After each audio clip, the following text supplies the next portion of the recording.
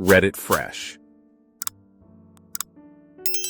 Would I be the idiot if I sell and refund my ex-friend's concert tickets that were bought with my card and are under my name? So, 5 months ago, I bought pit tickets for a Harry Styles concert that is happening in about a month. The tickets were bought with my card and are all under my name, but I bought 2 tickets for my, then, friends as well, who later paid me the amount of the tickets. Very shortly after these tickets were bought, I saw that they were hanging out without me. When I asked them why they stopped inviting me to things and stopped texting me, they answered with, "We don't feel like you ever take any initiative to reach out to us," which I had been doing multiple times without any responses. Since then, we have not said a word to each other, and they still hang out regularly. I was always very clear about the fact that I respect their wish and I will accept it and move on, even though it made me sad to have 2 close friends shut me out. The concert we were all so excited for is now just a few weeks ahead, and the tickets are still on my Ticketmaster account. The tickets cannot be transferred according to Ticketmaster, and the tickets have to be scanned on my phone, i.e., I cannot send those screenshots of the tickets and call it a day. I do not want to send them a message or meet up with them, since we haven't talked in 5 months and going to this concert together would be very strange. My question now is, would I be the idiot to send them both the money they originally sent to me and then sell the 2 tickets and go by myself? Update: after a long discussion with my family regarding this, we decided to refund them and resell the tickets on Ticketmaster's website. I sent a message to the ex-friends expressing my feelings and the final decision, and I of course got some pushback, which is a natural reaction and I completely understand. However, them shutting me out months ago and not saying a word to me since has caused me a lot of sadness, anxiety, and stress, since I truly thought we were all friends. Nothing bad happened between us, which they also stated after I, yesterday, expressed my feelings, but they just did not want to have me in their friend group anymore. During these 5 months, I have not received any texts, calls, or anything from them except for 2 or 3 notifications about being unfollowed by them on Snapchat and other social media. I really don't feel happy doing this, but I do feel way less anxious about having to meet up with them, stand in line with them, and enter the venue with them. It was my family's final decision that I followed to refund the girls for the tickets and resell them on the Ticketmaster website. If this was the other way around, I would be very sad, but also very understanding, which is what helped me and my family decide on this. If I was the one shutting someone out that had tickets that we agreed that person would buy so we could enjoy the show together as friends, and that person later decides to send me my money back and give my ticket to someone else or sell it, I would understand it. It is a little give or take here, unfortunately, but at the end of the day, these girls are now strangers to me that have caused me anxiety and sadness. I do not want any contact with them, and meeting up with them would make me uncomfortable. I would like to thank all of you who decided to reply to this post and help me think and debate in my own head what to do with this situation. I also would like to express the fact that this friendship ended because they did not think we clicked. I did not receive any messages from them about this. I just saw that they started hanging out together without me on social media, and they stopped using the group chats we had together. We have now parted ways, and I wish them all the best. For those who say I would be an idiot for going through with this, I agree with you. It isn't the nicest move for me, especially. I have always been a people pleaser and tried my absolute best to make everyone happy, but most of the time I just end up feeling used, sad, and frustrated. This time I decided to put myself first for once, and I think at the end of the day, I will be happy. I will be happy to not have to text them on the day of the concert that should be filled with happiness, but that would later turn to anxiety. I will be happy I'm not looking over my shoulder alone at the concert over and over to see where they are in case I have to move. I'm proud of myself for sticking up to myself this one time. It does not happen often at all. Never have I done anything that would make me happy if it meant making other people feel sad. Then I would just rather be sad myself. But in the long run, this damages me more than putting myself in a better position, which is what I decided to do yesterday. I respect all your opinions, whether they are good or bad. This is what we decided to do, and my family would not approve of me doing otherwise, considering the way they saw me be shut out by people I have given my best side to every day. I hope we can all learn from this, me, the ex-friends, and all of you. Please be considerate to the ones around you and think twice before shutting someone out. Also, Don't buy concert tickets or plan holidays without knowing 100% that the people you're going with will have your back through good and hard times. You're the idiot. Tickets to Harry's shows are transferable, which you probably know cause it's in the info for the concerts. Also, they're pit tickets, so you literally wouldn't have to see your friends. Being ditched by friends is shitty AF, but MO doesn't give you an excuse to take advantage of people, which you are doing by reselling tickets that they paid for to a most likely sold-out show. Not the idiot. You made a thoughtful decision, and that speaks very well of your character. You purchased something for friends as a friend.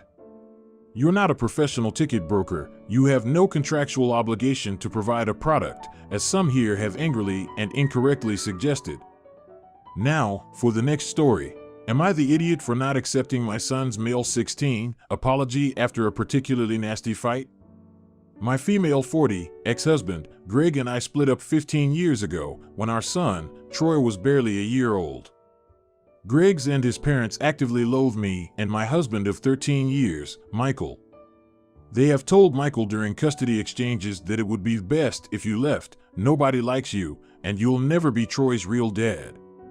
They've made comments about my appearance, my job, my profession, etc., all in front of Troy. It came to a head in 2021 when Troy said that during every Sunday supper they have with Greg's parents, which is every other Sunday, his mom, Susan, would turn it into the I hate taco hour.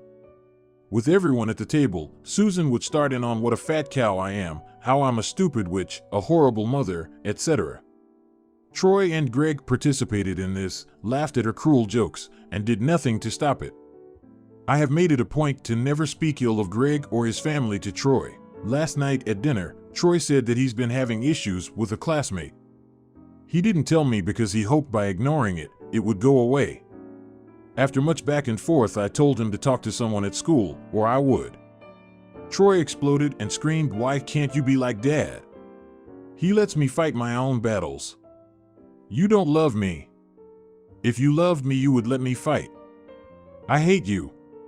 I responded, poorly, in hindsight. I told him, "Your dad not doing anything when his kid is being bullied is not what a good parent does. Ignoring this will not work. And don't you ever say I don't love you ever again. I went hungry so you could eat, whereas you sat there and made jokes calling your own mother a fat bitch. I know you hate me, it's obvious." I got up and left for a walk. I know I responded really badly, but I have had it with being his punching bag. Troy is a good kid, but he's got a mean streak to him, and I am his target. I collect vintage owl figures, and anytime he sees a new one, he makes a snide remark. I don't have a ton, but if I see one at a thrift store I like, I'll pick it up. The owls are in my office, where nobody but me sees them. Troy does not want anything, mind you. My favorite color is emerald green, and so my bedroom is decorated in lots of emerald green and velvet. He made yet another snotty remark. If I forget something, he'll reply with, "And to think, you graduated the top of your class. Must have cheated or something." When I came home, Troy wanted to talk. He told me that he and his friends show affection by giving them poop, and that's all he knows. He apologized for flipping me shit and said he loves me. I told him, "I don't accept your apology. You are very cruel on purpose, and if you loved me, you wouldn't spend hours with Susan calling me a stupid, fat witch, week after week. That isn't love, that is pure hatred. Now go get ready for bed." Troy walked off, and this morning hasn't said a word to me. I'm wondering if I took things too far, and maybe I owe him a massive apology. Not the idiot. It sounds like you have been dealing with a lot of emotional abuse from your ex-husband and his family, and it's not fair for Troy to take out his frustrations on you. It's understandable that you reacted poorly in the moment, but it's important to have a conversation with Troy and explain why his behavior is hurtful. It's also important for him to understand that showing affection by giving someone poop is not an excuse for being cruel. It's okay to not accept his apology right away and take some time to process your feelings, but eventually, it's important to work towards forgiveness and healing. However, it's also important for Troy to take responsibility for his actions and work towards changing his behavior. Not the idiot. He's 16 and in therapy. This doesn't bode well, I'm afraid. The anger and constant barrage of painting you as the scapegoat and inferior parent is well established in his mind. Yes, you are the parent, but at the same time, there needs to be consequences for striking out at you the way he did. Telling you that he shows affection by giving shit, saying he prefers to fight, the fact that he's actively participating in tearing you down along with his father's family is going to take a lot to undo. You both need to be in therapy, but your reply to him was actually valid. Now, for the next story. Am I the idiot for being frustrated at my boyfriend for not helping our household be environmentally friendly? So my boyfriend, male 26, of 3 years, moved into my, female 25, house a little over 3 months ago. Everything has been going great besides one minor thing. I've always been environmentally conscious and I hate throwing things out that can be reused. My boyfriend, however, does not share the same values as me, and it's growing frustrating for me. I shop at a minimal waste store and use glass jars to fill with flour, sauces, etc. So whenever I use something from a jar like spaghetti sauce or mustard, I always clean it out and save the jar. I do not put the cleaning burden on my boyfriend and simply ask him if he's using a jar or something, just leave it in the sink for me to clean and reuse. I keep all cardboard boxes as this helps me with the groceries, gifting things, or storing things in. If anything comes in wrap, plastic, or just brown paper, I save it to use as gift wrap instead of purchasing it. My boyfriend is very aware of all these habits I have and he respects me, often saying he wishes he could be more eco-friendly like me. But, for some reason, he never leaves these items for me. He culled a bunch of clothes during the move. I told him I was taking it to our local charity and just asked him to bring it back with a load to our house. But it never turned up, so I asked him if it was still at his old house. And he had put it in the communal bin in the apartment basement to save him the hassle of taking it to the new house. We got a new vacuum delivered a couple weeks ago that came in loads of cardboard boxes that he just ripped up. I'm just constantly finding things in the recycling bin as I'm taking it out that I could reuse. I ask him, why did you throw out this glass jar? And he just says, oh, I forgot. We ended up getting into a fight last night because he made lasagna and used 3 glass jars. I came home and enjoyed the dinner. We had a few drinks. Afterwards, I went out to the recycling bin to get rid of our wine bottles and found the 3 glass jars he used in the recycling bin, 2 of which were smashed. I came back and reminded him again to please save this stuff for me because it not only helps the environment but saves me money, and he instantly got angry that he had made a nice dinner and all I care about is the F*** king glass jars, which is not the truth. I completely get that his brain is wired differently to mine. I instantly think to myself, can I upcycle it, recycle it, or reuse this item before putting it in the waste? But he doesn't think like that, and I accept that.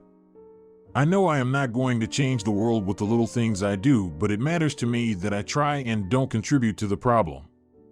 Is it really that difficult for someone to remember this? How hard is it for him to try?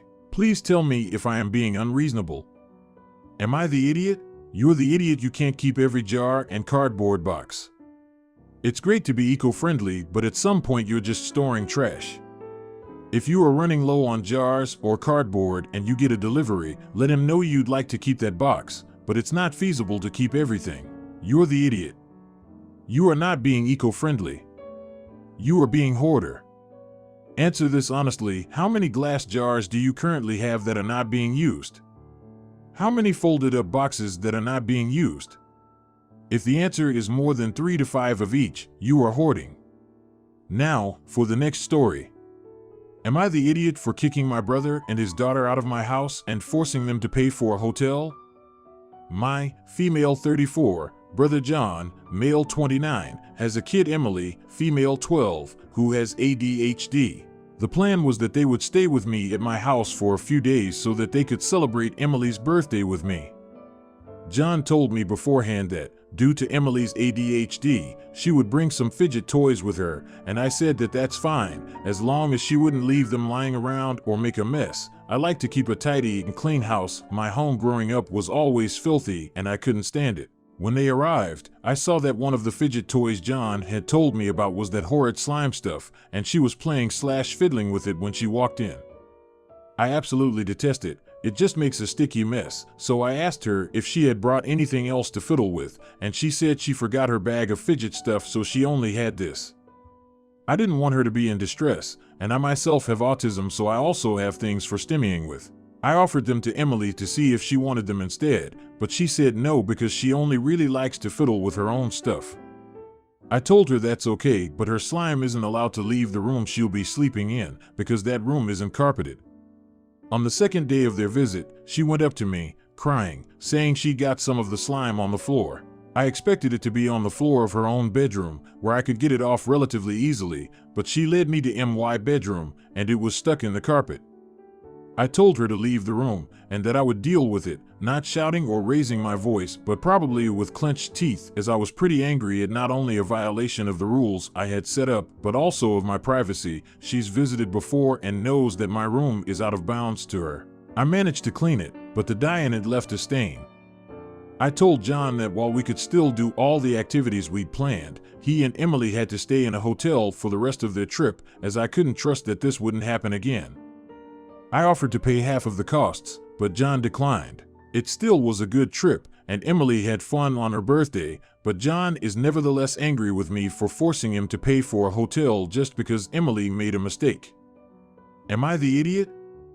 Edit. I've noticed that in the comments a lot of people have been misgendering me, accidentally, I assume, and I would just like to clarify that my pronouns are she/her, as stated above. Second edit. I like how this is an actual discussion. There are people agreeing and disagreeing with each other. Most Am I the Idiot posts are just echo chambers. Edit 3. I forgot to mention, I suppose because it was just so obvious to me, but I did have to use vinegar to get the slime out of the carpet, and of course vinegar has a very strong smell. As someone with autism, smells are a pretty big deal for me, and it was quite distressing to clean. Not the idiot. Why couldn't her father have gone to the store and got her a new fidget toy of her own that she could have used in your home? She's 12 and she knows she's not meant to be in your room.